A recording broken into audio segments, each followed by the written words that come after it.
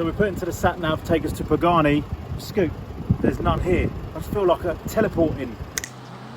Scoot, you're a magician. We're here in Italy at Pagani. Let's go inside, have a look.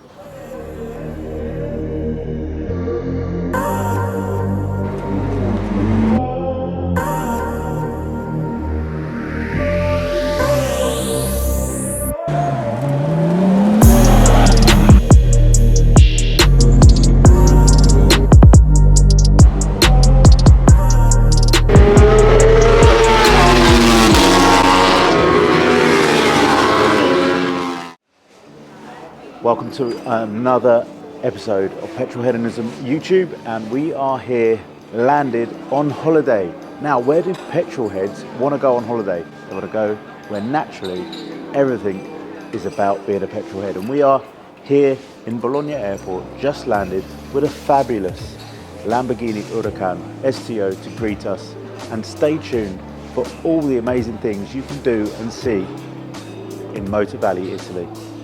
So we took off from the UK at 7:30 this morning from Stansted to Bologna here in Italy. We landed approximately 10:30, and now we've got the hire car, picked it up, and 7 minutes down the road we're at our first destination, this phenomenal place on earth. Petrolheadonism, we're made up of so many subcultures, and bikes is one of them. Recently we got together with Ruby Rides and did a full shutdown at the Schaumburg. And now we are here. It was literally yesterday, and now we're here at Ducati. To think that every single Ducati bike has come from this haloed factory, and it's pretty amazing. So we've got factory tour booked, and we've got the museum booked. It costs about €22 each for me and Scoot. And if you do own a Ducati, I think you get a discount of some sort. But we're gonna pop inside and check it out. Scoot's gonna run some B-roll. First stop, and we're literally gonna do this chronologically, each one. This afternoon, we're going to go somewhere else. We're going to show you how easy it is to visit all these phenomenal places and have the best Petrolheads holiday ever. Let's go.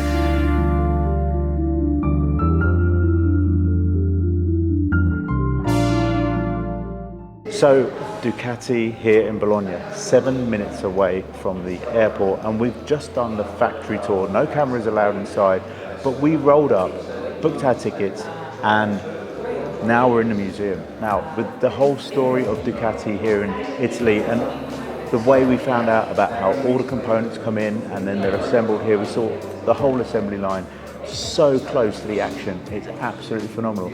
For the first stop, and I know Scoot, you're absolutely buzzing right now because you know that you're getting that close to the action here. We've got so much to go this week. This is what it's like being a tourist in Motor Valley.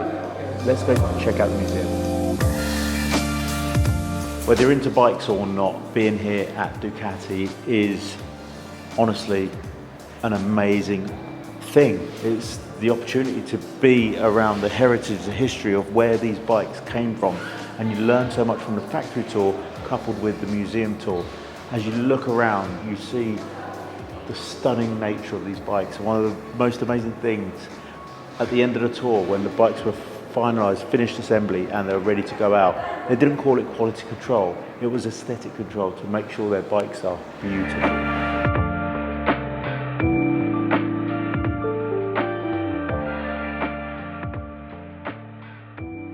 So after a stop for lunch after the Ducati tour, we are on our way to where we're staying, which is Maranello, home of Ferrari. But on the way to Maranello, we've decided geographically to get to one of the two Ferrari museums. This one is in Modena. This is where ENZO Ferrari was born, and they've rebuilt, restored the house and created this wondrous place for people to visit and find out about the full history of Ferrari. I've been here before, it's absolutely amazing. Half an hour down the road from Ducati, and now we're here in the heart of history and Ferrari. So the Ferrari Museum here in Modena is made up of two parts. You have this new installation, which this year is celebrating the 75th anniversary of Ferrari. Then we have the house where he was born, where there's a different display altogether. Let's follow me inside and just check out some of the amazing Ferraris they've brought together over their 75-year history.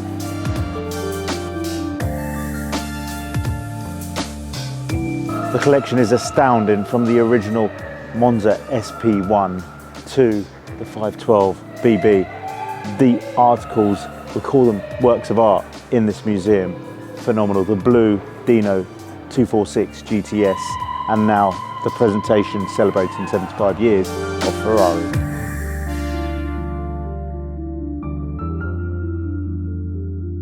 So this is the 10th year of this phenomenal ENZO Ferrari Museum here in Modena, and the exhibition this year is celebrating the 10 years that they've had, celebrating relationships that ENZO had with Gianni Agnelli and Luciano Pavarotti, as well as some of the iconic displays they've had, like the Maserati 100th anniversary and red carpets. There's not many cars in here this year, but this is a workshop of the house where ENZO was born, and it just gives you goose pimples to be able to stand here and just think of all the history that was born from here but led to where we are today.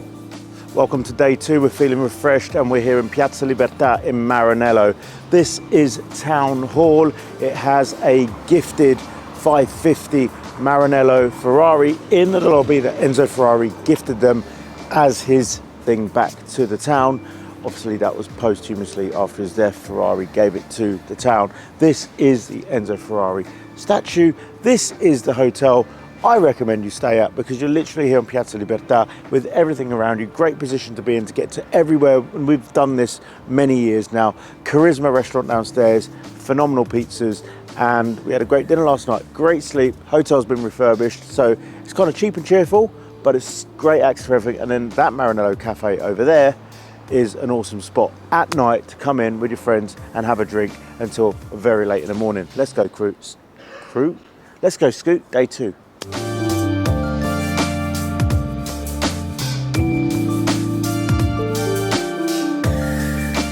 So one of the amazing things you can do here in Maranello, where you're literally enveloped by everything Ferrari, is just literally go and stand by the gate on the Cavallino roundabout, where you'll see brand new cars going out on their test drives. We've been fortunate enough to see some 812 Competiciones, SF90s, 296 GTBs make their way out for their maiden kind of test drive. But also you can actually take cars out for a test drive.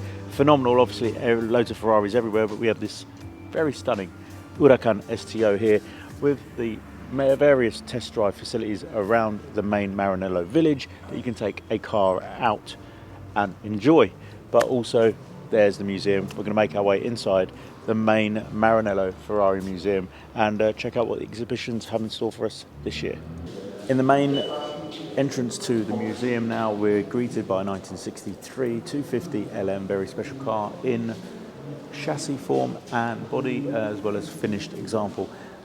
The exhibitions always change here, but it's also great to see how the museum has evolved since I was last here 3 years ago, and now you have Enzo's office greeting us in this first kind of foyer. As you go through the whole museum, it's a phenomenal thing. You just want to read about all the history, giving you the background to the pedigree and heritage of Ferrari.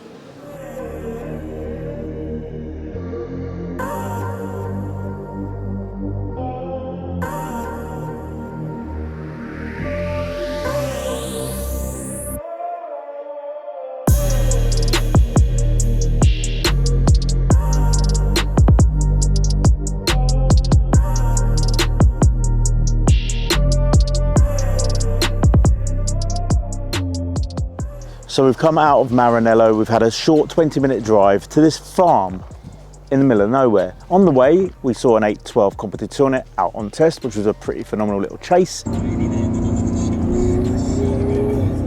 in our trusted VW Polo.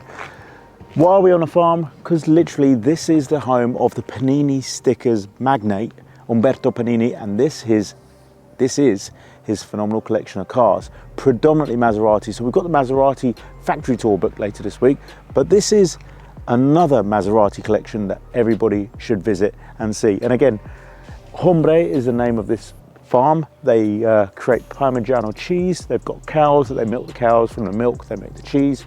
We're not going to see that today, but we're going to go in, check out the cars and Lamborghini tractor. Welcome to the Umberto Panini collezione a museo. If you are an Italian car fan or if you are a Maserati fan, you have to visit this place on Earth when you're in Motor Valley. We're going to check out the collection. Phenomenal, mind-blowing, and it's also not only Maseratis, it's his venerable taste in vehicles, motorbikes, cars, pedal cars, and I think I see prototypes as well. Let's go inside, check it out.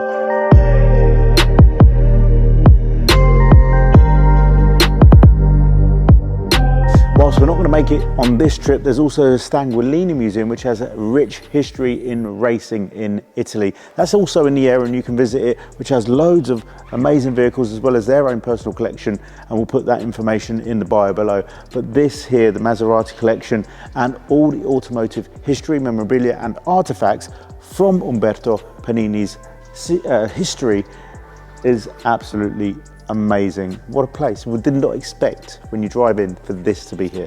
Contemporarily, we don't talk about Maserati and F1, but Maserati has such a rich history in Formula One. This is from the Fangio and Stirling Moss era, and they won championships. This scoot, guys, they don't even wear seatbelts. You're dead when this goes. And it was just one of those times in Formula One history where, you know, these guys put their lives on the line every time they went out. And you know how big Fangio and Stirling Moss became in terms of legends in the sport. It's amazing. Goose pimples every time we come to places like this.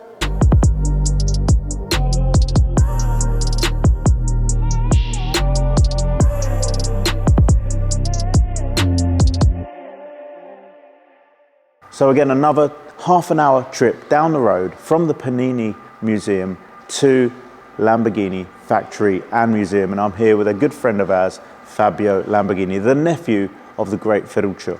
Hello, I am happy Ciro come here, and in this moment is a great exposition in this museum. 2 days ago arrived a very special Lamborghini, one of the Miura Roadster. This car was introduced in Bruxelles Motor Show in 1968, and was produced in series.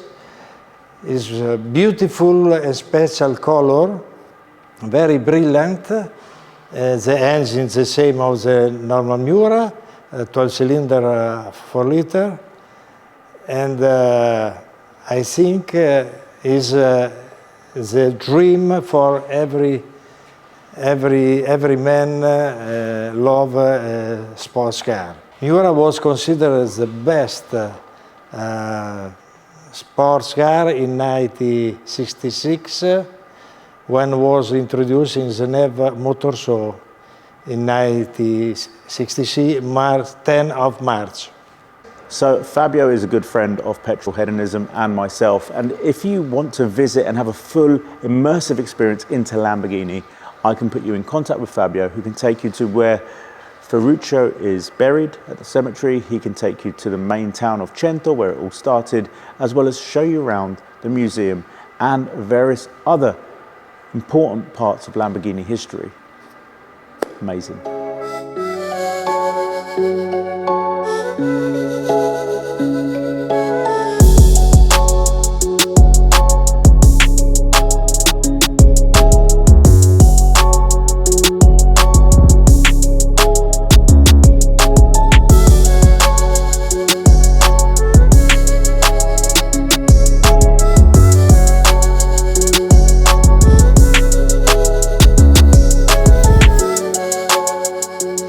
Came home to Lamborghini. When I say home, I've said it so many times, cut me open, I bleed Lamborghini. Sad that I haven't got one at the moment, so I've bought a few little trinkets to just kind of tide me over until I get my next one. But what a place to be. I think you'll agree, Scoot. Like, even though we couldn't do a factory tour today, we are back on Friday morning, booked it at the front desk, and we're seeing the Urus line, which for me is a dream come true. I've seen the V2N, V12 lines before, but the V8 Urus line that was built here a few years ago, just for the Urus, we get to visit it on Friday, so stay tuned.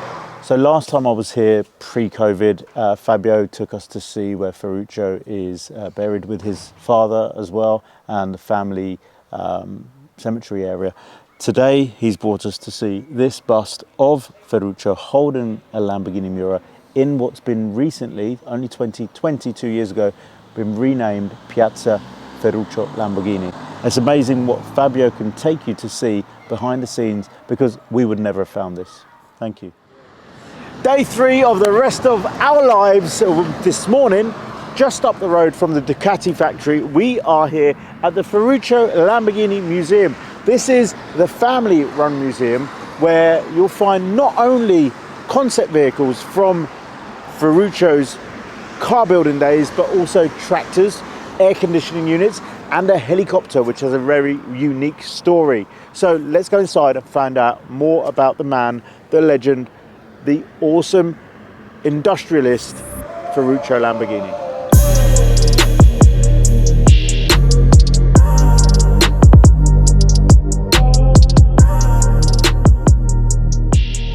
So for 15 euros, you're in the Museo Ferruccio Lamborghini, and it's mental. You've got some phenomenal 70s concept cars. One of the most amazing things to consider is that the Autodromo Lamborghini came into conception in 1963. Approximately 10 to 11 models of cars, from the GTV, the very first car shown at Geneva, 1963, to 66, the GT, the 350, the 400 GTs, and the 2+2s. And then it went on to Islero, Urus, Yarama. There were so many different models, and for one company to create so many different models, also from a V12 to the V8s, to smaller engines, making them more accessible to people. But we've got loads of concept cars here that you would never have seen, and they're not available at the factory. So honestly, from the helicopter to the tractors, to his own personal cars, to the golf carts and the Tonino Lamborghini, and the history here is everywhere. You can spend a good few hours learning about Ferruccio. 15 euros, amazing.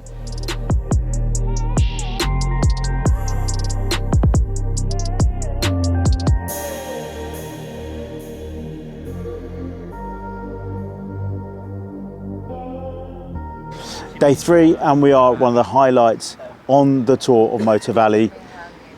5th time visiting Pagani, twice at the old factory, and now my 5th time, 3rd time here at the new factory. When you hear that sound around these hills, you kind of think, is there one out on test? We did see a phenomenal new Utopia concept car out on test, but didn't have the cameras ready, we weren't quick enough.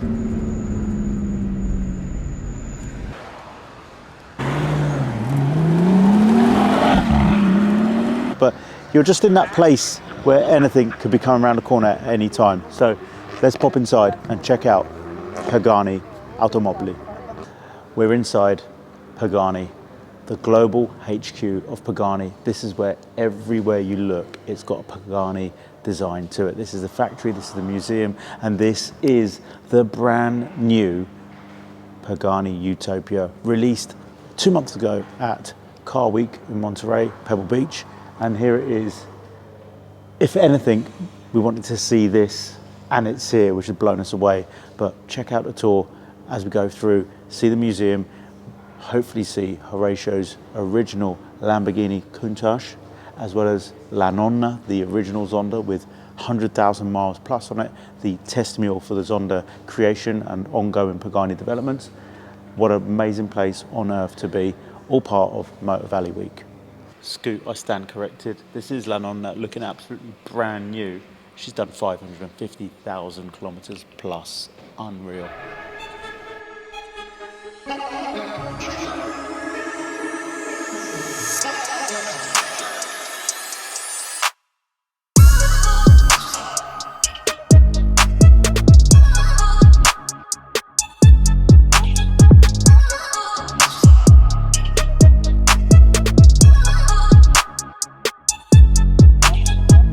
Day 4 of our Motor Valley tour, and we're feeling refreshed, but we're here back in Modena, 25 minutes from our base in Maranello, and we're at the Maserati factory. This is a new one for me. I've never seen the factory or been here before.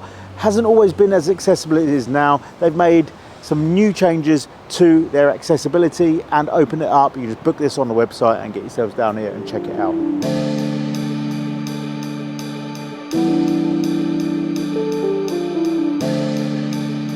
So here we are with the MC20. This is actually a special edition Fuori Serie MC20 by Maserati. This factory here is dedicated purely to this model. The other models are made in other factories around Italy, but the MC20 now is the factory tour, and what an amazing factory tour it was. Like real insight into the build quality, also the various components coming together to make this car. I've been to Motor Valley so many times. It's the first time I've been able to book a Maserati tour and to be able to see this, as well as the Cielo, the new Spider, as well as some amazing prototype models, was phenomenal. What a day. So I know it's looked like a hectic 4 days so far, but honestly, like, we're sat here in the Maserati showroom for the factory, and we just had a really cool chat with a couple of guys that work here that are real passionate about the brand, but also passionate about Motor Valley, what it gives the world, like, because this place on earth, this small region and all its suppliers that feed into it, it's amazing how it's felt like tremors, an explosion of cars across the world. And just having this time just to speak to people that are in it, enveloped in it, live in it every day. And honestly, we were looking at an MC20 earlier this year, and I honestly do love the car. And this factory tour has given me a whole new birth to the passion for this brand. What an amazing car. The Trident of the Maserati. Possibly a future Petrolheadonism car, who knows. From Maserati back to Sant'Agata, the home of Lamborghini, and we're here for the factory tour. Now, right now, this moment in time, the Aventador line has closed. They're redoing the whole factory ready for the new Aventador replacement, which is being released next year in the 60th anniversary year.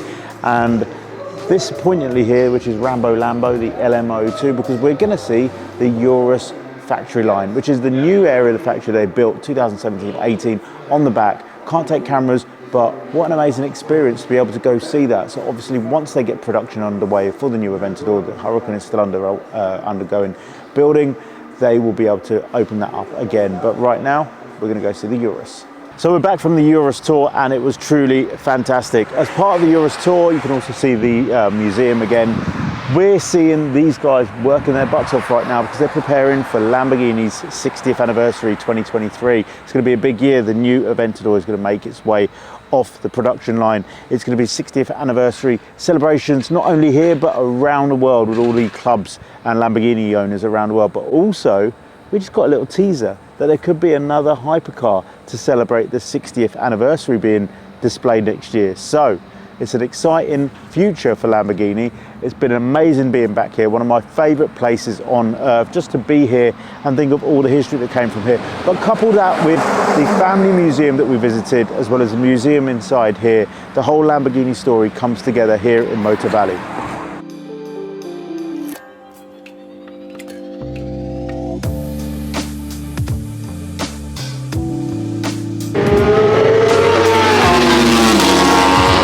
Another little stop off around the Modena and Maranello area is Autodromo di Modena. You never know what you're going to find. We've just literally popped in, and there's a bike event, track day going on. Some really, really good riders and some amateurs as well, but the sound gets the juices flowing. We're on to our next stop. Let's go. So a little top tip, if you're doing the museums in Maranello and Modena, when you've got those tickets, whether it's the same day or the next day, I'm not quite sure, but you can also book the bus tour. The bus tour, no cameras allowed, but it takes you through Maranello Factory Village. So it takes you into the village and it drives you down all the streets and shows you the Fiorano track at the end as well. So now we're going to go on that one.